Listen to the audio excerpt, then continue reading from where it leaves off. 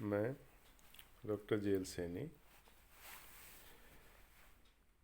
आज हम discrete mathematics विविध गणित का topic principle of inclusion exclusion आवेष्टि अपवर्जन सिद्धांत के बारे में पढ़ेंगे। ये क्या होता है? ऐसे समुच्चयों के संघ में उपस्थित अवयवों की गणना योग नियम द्वारा आसानी से की जा सकती है यदि ए कोई अरिक्त परिमित समुच्चय हो तो ए में उपस्थित अवयवों की संख्या को मोड ऑफ ए यानी कार्डिनलिटी ऑफ ए या नंबर ऑफ ए संकेत से व्यक्त करते हैं। दो समुच्चयों दो सेट्स ए तथा बी के लिए यदि A intersection B equal to 5 हो, यानी ये नल सेट हो, एम्प्टी सेट हो, रिक्त समुच्चय हो, अर्थात समुच्चय असंयुक्त यानी डिसजॉइंट सेट हो, तो योग नियम से जैसे ए यूनियन बी की जो कार्डिनलिटी है, जो गणनता है, equal to cardinality of A plus cardinality of B से व्यक्त करते हैं। यानी अगर मान लो हमारे पास में दो सेट्स ए था बी हैं और वो क्या हैं, डिसजॉइंट हैं, यानी उनमें कोई भी अवयव कॉमन नहीं है, तो उनको हम क्या कि योग नियम से इस प्रकार लिखते हैं। जैसे एग्जाम्पल के रूप में यदि सेट ए इक्वल टू 1 3 5 तथा सेट बी इक्वल टू 2 4 6 ये हों, तो cardinality of A equal to यानी ए में अवयवों की संख्या यानी कितनी है, 3 है, तो हमने 3 लिखा है यहाँ पर। और ऐसे ही जो है कार्डिनलिटी ऑफ जो बी है इक्वल टू बी में अवयवों की संख्या, अब ये कितनी है, ये भी देखो यहाँ पर 3 है। तब अगर मान लो हम ए और जो बी है इनका संघ यानी यूनियन बनाएं, A union B equal to, तो ये ए सेट है और ये बी सेट है, इनका ये यूनियन किया तो इक्वल टू क्या आया ये, यानी इसमें क्या है कि जो अवयव जो है ना वो हम लिखेंगे दोनों सेट्स के, जैसे 1, फिर इसका ये 2, फिर इसका 3, इसका 4, इसका 5, इसका 6 है ना, तो ऐसे 1 2 3 4 5 जो 6 है ना वो हम यहाँ पर ही लिखते हैं। तो ये सेट जो ए और जो बी है उनका ये क्या बनाया, हमने संघ बनाया, यूनियन बनाया। देयरफॉर तो अब ये जो ए यूनियन बी है इनकी जो कार्डिनलिटी है इक्वल टू, तो ये कितने हैं, 6 हैं। तब तथा योग नियम से अगर हम लिखें तो ये ए यूनियन बी की कार्डिनलिटी इक्वल टू है ना, या इसको हम mod of A plus mod of B equal to, तो ये क्या है देखो 3 + 3 यानी कितना आ गया, 6 आ गया। तो यहाँ पर आप देख रहे हैं कि ए यूनियन बी का जो मोड है equal to mod of A plus mod of B, यानी ए यूनियन बी की कार्डिनलिटी इक्वल टू ए की कार्डिनलिटी और बी की कार्डिनलिटी के इक्वल होती है, ओके इक्वल होती है। तो ये तो हमने कब किया, जब सेट ए और जो बी हैं वो क्या है, असंयुक्त है, डिसजॉइंट है, यानी उनमें कोई भी जो एलिमेंट है ना वो कॉमन नहीं है, तब हम इस योग नियम को इस प्रकार से लिखते हैं। अब दूसरा क्या है, यदि समुच्चय असंयुक्त नहीं हो यानी वो डिसजॉइंट नहीं है, तो ये योग नियम जो है ना, एडिशन रूल जो है वो उपरोक्त में लागू नहीं होता। उदाहरण के तौर पे यदि जैसे सेट ए है उसमें एलिमेंट है ए बी सी,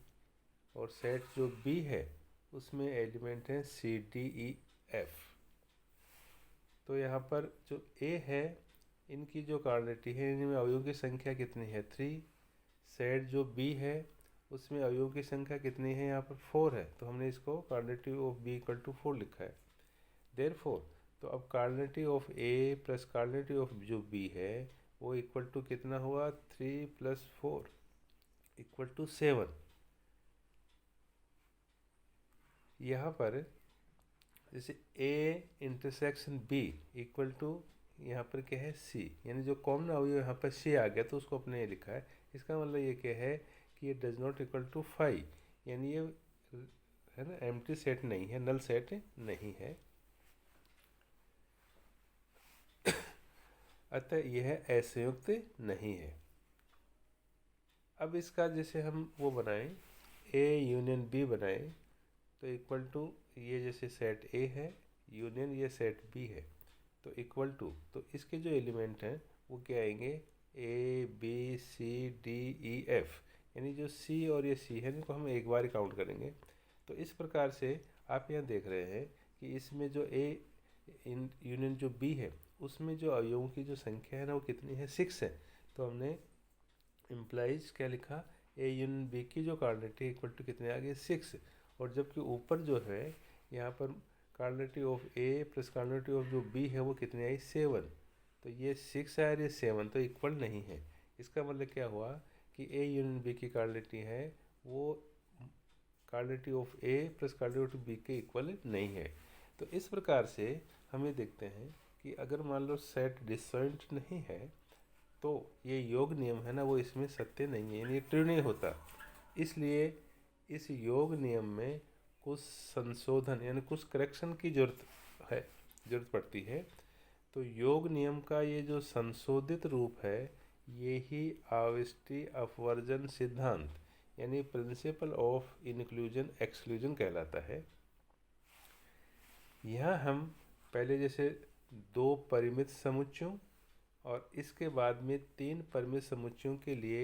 ये आविष्टि अपवर्जन सिद्धांत है ना ये सिद्ध करेंगे। तो सबसे पहले यदि जैसे इसमें 2 परिमित समुच्चय हैं तो उसमें ये सिद्धांत कैसे लगता है, यदि ए और बी 2 परिमित समुच्चय हैं तब ए यूनियन बी की cardinality equal to cardinality of A plus cardinality of B minus cardinality of A intersection B. ये है यहाँ पर पहला सिद्धांत। तो इसके प्रूफ के लिए तो यहाँ पर हम क्या है कि एक ये वेन डायग्राम बनाते हैं। जैसे यहाँ पर ये जो बड़ा वाला जो आयत है इसको हम क्या है कि यू यानी यूनिवर्सल सेट सार्वत्रिक समुच्चय से डिनोट करते हैं। उसके बाद में हम देखो एक ये सेट ए है ना, एक ये इधर सेट ए किया, इसको सेट बी किया। अब यहाँ पर इनका ये जो कॉमन है ना ये हिस्सा ये क्या है ए इंटरसेक्शन बी। उसके बाद में फिर देखो आप जैसे ये इधर ए है ना ये बी वाला, इस बी में से अगर मान लो यू में से हम बी हटा दें तो वो क्या बी डैश बचता है इधर, और इसमें से जैसे मान लो ये ए वाला हटा दें ना इधर तो क्या ए डैश बचता है। तो इसके अंतर्गत ये जो है ना ये वाले ये सारे इससे ये कौन सा हुआ ना इसमें से मान लो एक जगह जैसे मान लो ए डैश हुआ, दूसरा कौन सा हुआ इधर बी डैश हुआ। तो ये जो पोर्शन है ये तो बचेगा ए इंटरसेक्शन बी डैश, और ये इधर वाला जो है ना ये वाला ये क्या बचेगा ए डैश इंटरसेक्शन बी। तो इस प्रकार से यहाँ पर यदि ए तथा बी कोई 2 समुच्चय हों 2 सेट हों तो ए डैश यानी ए का पूरक समुच्चय यानी कम्प्लीमेंट्री सेट, तो वो क्या है कि आप ये जो u है ना इसमें से इस a को क्या कर दो माइनस कर दो कम कर दो, तो वो जो बचेंगे उसको हम क्या कहेंगे a डैश कहेंगे।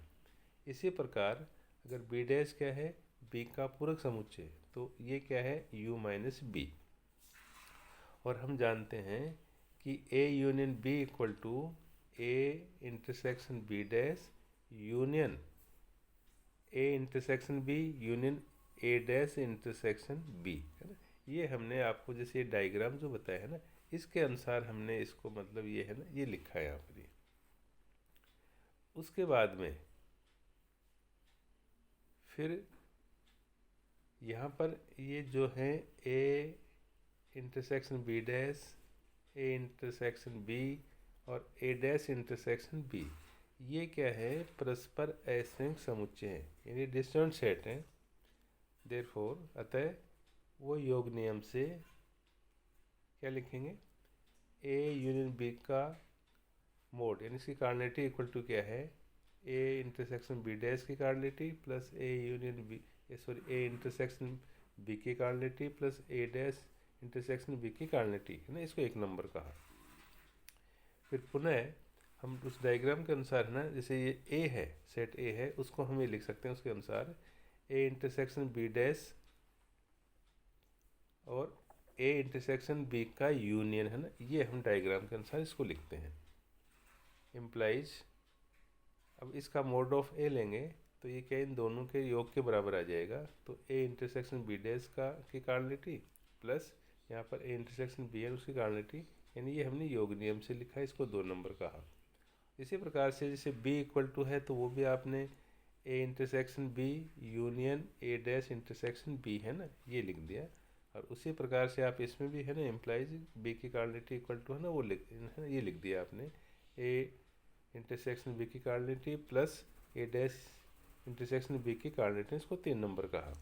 अब हम यहाँ पर क्या करते हैं कि इक्वेशन नंबर 2 है, ये इक्वेशन नंबर क्या है 3 है, तो इनका क्या करते हैं, योग करते हैं, इनको ऐड करते हैं। तो आप देख रहे हैं कि लेफ्ट हैंड साइड क्या है कि एक है ना कार्डिनलिटी ऑफ ए और एक कार्डिनलिटी ऑफ बी, तो यहाँ पर लिख दिया cardinality of A plus cardinality of B equal to है ना, यहाँ पर ये प्लस है ना प्लस ये प्लस ये प्लस ये है ना, ये हमने लिख दिया यहाँ पर। तो यहाँ पर ए इंटरसेक्शन बी डैश की cardinality plus A intersection B की cardinality plus A intersection B की cardinality plus A dash intersection B की कार्डिनलिटी है ना, ये कार्डिनलिटी मतलब गणना जो आपको पहले बताया है उस वो नोटेशन है इसका ये। या फिर हम इसको क्या करते हैं कि जैसे मान लो cardinality of A plus cardinality of B, ये तो हैं दोनों इस तरफ, इसमें से एक ये कार्डिनलिटी ऑफ ए इंटरसेक्शन जो बी है ना, उसको हम लेफ्ट हैंड साइड में लिए, तो इक्वल टू राइट हैंड में क्या देखो, एक तो ये, उसके बाद में कौन से ये, और ये 3 चीज़ बच गई, तो वो आपने यहाँ पर लिख दी है ना, इसके अनुसार ये इक्वल टू। उसके बाद में फिर देखो इक्वेशन नंबर जो फर्स्ट है, तो यहाँ पर ये जो अपने लिखे हैं ना ये वाले, तो उससे ये क्या है, ए यूनियन बी की कार्डिनलिटी होगी है ना, ये हमने फ्रॉम फर्स्ट से लिखा है। तो इस प्रकार से कि ए यूनियन बी की कार्डिनलिटी इक्वल टू क्या है, cardinality of A plus cardinality of B minus cardinality of A intersection B है ना, ये हमने इसको 4 नंबर कह दिया। तो इस प्रकार से जो पहला जो आवश्यक अफरोजन सिद्धांत जो है ना, वो हमने इस प्रकार से 2 जो परिमित सेट हैं उनके लिए ये समझा है। उसके बाद में फिर जो 3 सेट हैं, परिमित सेट हैं, फाइनाइट सेट हैं, उनके लिए ये नियम जो है ना वो हम इस प्रकार से लिखेंगे। यदि ए बी तरह से 3 परिमित समुच्चय हैं, तब वो A union B union C की जो कार्डिनलिटी है इक्वल टू, ये होगी cardinality of A plus cardinality of B plus cardinality of C, फिर माइनस ए इंटरसेक्शन बी की cardinality minus B intersection C की cardinality minus A intersection C की cardinality plus A intersection B intersection C है ना, उसकी cardinality के equal होता है ये है ना। तो ये 3 जो फाइनाइट सेट्स हैं उनके लिए ये लिखा जाता है। अब इसी प्रकार से इसका हम प्रूफ करेंगे। तो प्रूफ के लिए हम क्या करेंगे कि जैसे मान लो A union B union C की जो कार्डिनलिटी है इक्वल टू,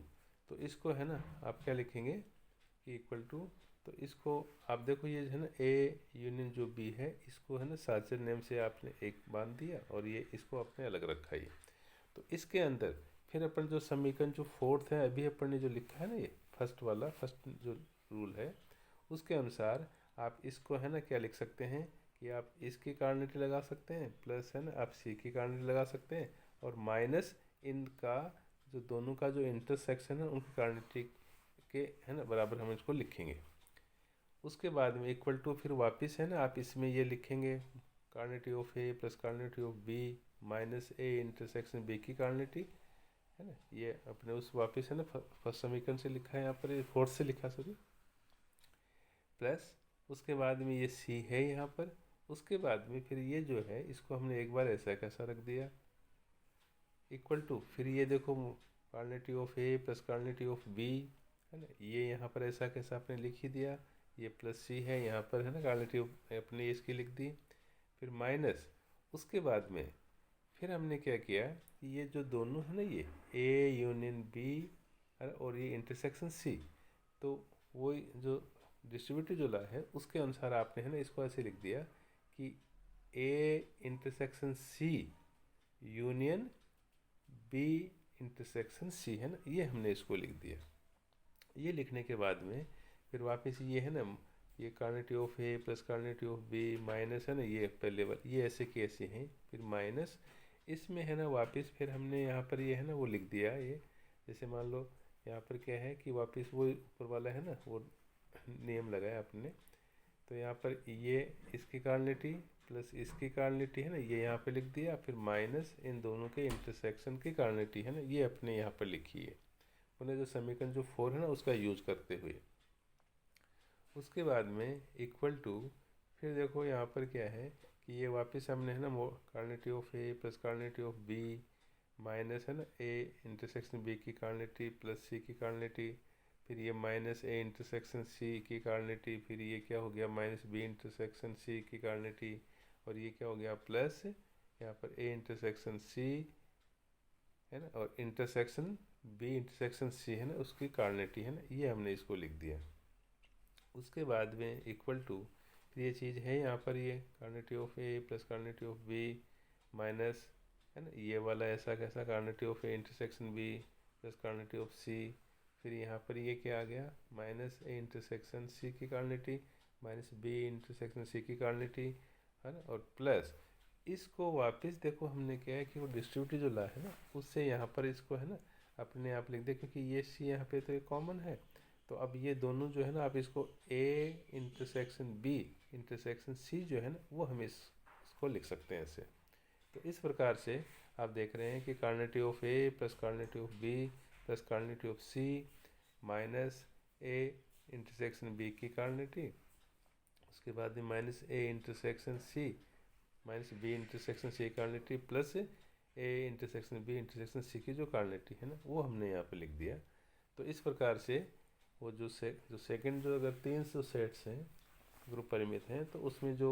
आवश्यक जो सिद्धांत है वो इस प्रकार से लिखा जा सकता है। तो ये हमने है लास्ट के अंदर ये वापस है ना ये उसी रूल को अपने ये लिख दिया, तो इस प्रकार से हमने इसको ये प्रूव किया है। उसके बाद में अब हम इसको क्या क्वेश्चन से समझते हैं। अगर जैसे 2 परिमित सेट है ना तो उसके अंदर हम इसको कैसे यूज करते हैं। एक कॉलेज में जैसे 20 ये क्या प्राध्यापक हैं प्रोफेसर हैं जो गणित या भौतिक विज्ञान पढ़ाते हैं, इनमें जैसे 12 हैं वो गणित पढ़ाते हैं और जो 4 हैं वो भौतिक यानी फिजिक्स और गणित पढ़ाते हैं। तो भौतिक विज्ञान पढ़ाने वालों की संख्या ज्ञात कीजिए, यानी उसमें से कितने पढ़ाते हैं। तो आप यहाँ देख रहे हैं कि उसमें जो कॉलेज में जो 20 के हैं प्राध्यापक हैं, ठीक है, तो आपने ये मान लिया कि जैसे यहाँ पर है ना कुछ तो क्या गणित पढ़ाते हैं वन भौतिक विज्ञान फिजिक्स पढ़ाते हैं, तो आपने ये मान लिया कि जो एम है वो गणित पढ़ाने वाले प्राध्यापकों का सेट है और पी जो है वो भौतिक विज्ञान पढ़ाने वालों का सेट है, यानी उनका समुच्चय है। तो दिया हुआ है कि जो गणित है ना जिसको हमने एम से किया है तो उसकी जो कार्नेटी है वो कितनी है 12 है, और जो दोनों पढ़ाते हैं यहाँ पर देखो ये क्या है कि जो 4 है ना वो क्या फिजिक्स एंड भौतिक और गणित दोनों पढ़ाते हैं, तो ये क्या कॉमन हो गया। तो इसको हमने क्या लिखा एम इंटरसेक्शन पी की कार्नेटी इक्वल टू 4, और उनकी जो संख्या है ना प्रोफेसर की प्राध्यापक वो कितनी 20 है, तो वो एम यूनियन पी है उसकी कार्नेटी इक्वल टू कितनी हो गई 20 हो गई। ठीक है, तो इस प्रकार से देखो यहाँ पर है ना ये हमने सारी चीज़ लिख दी, 20 भी आ गया 12 भी आ गया और 4 भी आ गया, वो हमने यहाँ पर लिख दिया इसको देखते हुए। अब हमें क्या करना है कि कार्नेटी ऑफ पी ज्ञात करना है, यानी फिजिक्स पढ़ाने वालों की संख्या। तब वो आविष्ट अपवर्जन सिद्धांत से यानी प्रिंसिपल ऑफ इंक्लूजन एक्सक्लूजन, उससे हम क्या लिखेंगे कि एम यूनियन पी की कार्नेटी इक्वल टू एम की कार्नेटी प्लस पी की कार्नेटी माइनस एम इंटरसेक्शन पी की कार्डिनलिटी, तो ऊपर से इनके ऊपर वैल्यू रखेंगे तो इम्प्लाइज ये तो दे रखा है 20 इक्वल टू ये दे रखा है 12 है, प्लस ये पी वाला है ना मोड ऑफ पी या कार्डिनलिटी ऑफ पी है ना, ये हमें ज्ञात करना है, माइनस और ये वाला है हमको 4 दे रखा है। तो इसकी कैलकुलेशन करेंगे तो इम्प्लाइज ये cardinality of P equal to कितना आ गया 20 माइनस 12 है plus 4 equal to 20 plus 4 24 minus 12 equal to 12 आ गया। इस प्रकार से जो 12 जो प्राध्यापक हैं वो भौतिक विज्ञान पढ़ाते हैं। तो इस सिद्धांत से हमने इसको सोल्व कर लिया है। इसी प्रकार से अगर मान लो अब जैसे अपने पास में 3 सेट हैं तो उसके अंदर हम इसका कैसे यूज करेंगे, उसको हम एक दूसरा जो क्वेश्चन है उससे हम समझते हैं इसको। तो यहाँ पर क्या है कि एक कॉलेज में जैसे 42 छात्र हैं वो अर्थशास्त्र एंड इकोनॉमिक्स, 45 जो हैं वो दर्शन शास्त्र यानी फिलोसॉफी, और 65 जो छात्र हैं वो भूगोल एंड ज्योग्राफी, 20 छात्र हैं वो अर्थशास्त्र और भूगोल, और 15 जो छात्र हैं वो भूगोल और दर्शन शास्त्र, 25 जो छात्र हैं वो अर्थशास्त्र एवं दर्शन शास्त्र, तथा 8 जो छात्र हैं वो तीनों विषय पढ़ते हैं। अर्थशास्त्र, भूगोल तथा दर्शन शास्त्र में से कम एक विषय पढ़ने वाले छात्रों की संख्या ज्ञात कीजिए। यानी इनमें से कम है ना एक विषय, यानी चाहे अर्थशास्त्र हो चाहे भूगोल हो चाहे दर्शन शास्त्र हो, ये तो इतने लड़के पढ़ेंगे वो हमें है ना उनकी संख्या ज्ञात करनी है। तो उसके लिए हमने ये मान लिया कि जैसे ई है, डी है और बी है, ये अर्थशास्त्र, दर्शन शास्त्र तथा भूगोल पढ़ने वाले विद्यार्थियों के समुच्चय हैं, ये हमने इसको मान लिया। अब क्वेश्चन अनुसार दिया हुआ है कि जो इकोनॉमिक्स पढ़ने वालों की जो संख्या है वो कितनी है 42, और जो दर्शन शास्त्र है उनको पढ़ने वाली संख्या कितनी है 45, और जो भूगोल पढ़ने वाली संख्या कितनी है 65, और जो अर्थशास्त्र और जो भूगोल है वो दोनों पढ़ने वाली संख्या कितनी है 20, और भूगोल और जो दर्शन शास्त्र पढ़ने वाली संख्या कितनी है 15, और जैसे ई मतलब इकोनॉमिक्स और जो दर्शन शास्त्र है ना उनको पढ़ने वाली संख्या कितनी है 25, और जो तीनों पढ़ने वालों की संख्या है ना वो कितनी है 8 है। अब हमें तीनों विषयों में से कम एक विषय पढ़ने वाले छात्रों की संख्या ज्ञात करनी है, अर्थात हमें जैसे E union D union B की कार्डिनलिटी है ना ये हमें निकालनी है। तब आविष्टि अपवर्जन सिद्धांत से, तो हमने है ना जैसे सेकंड अपवर्जन सिद्धांत जो पढ़ा था उसको देखते हुए हमने इसको ये लिख दिया कि E union D union B की जो कार्डिनलिटी है इक्वल टू ई की कार्डिनलिटी प्लस डी की कार्डिनलिटी प्लस बी की cardinality minus E intersection D की cardinality minus E intersection B की cardinality minus D union B की कार्डिनलिटी प्लस है ना E intersection D intersection B की cardinality. अब हमने उपयुक्त से है ना ये सारी वैल्यूज जिसमें इसकी जगह लिख दिया, ये मान लो 42 है, ये प्लस 45 है, ये 65 है ना ये वाला, इसका नेक्स्ट ये वाला है -25, ये जो है 20, ये वाला है 15 है ना, और प्लस ये वाला है 8। अब इनको जैसे हमने सोल्व किया तो प्लस की संख्या जो है वो कितनी है 160 और माइनस की संख्या कितनी है 60। तो इस प्रकार से ये क्या आ गया 100 आ गया। तो ये 100 बच्चे जो हैं वो कम से कम है ना तीनों विषय पढ़ते हैं, वो इकोनॉमिक्स भी पढ़ते हैं, दर्शन शास्त्र भी पढ़ते हैं और दूसरा कौन सा भूगोल भी पढ़ते हैं। तो इस प्रकार से आज हमने प्रिंसिपल ऑफ इंक्लूजन और एक्सक्लूजन है ना उसके बारे में हमने पढ़ा है, उसकी परिभाषा, उसके नियम और उनको है ना क्वेश्चंस की सहायता से हमने समझा है। इस है ना आशा करता हूँ कि आपको ये समझ में आए होंगे। धन्यवाद।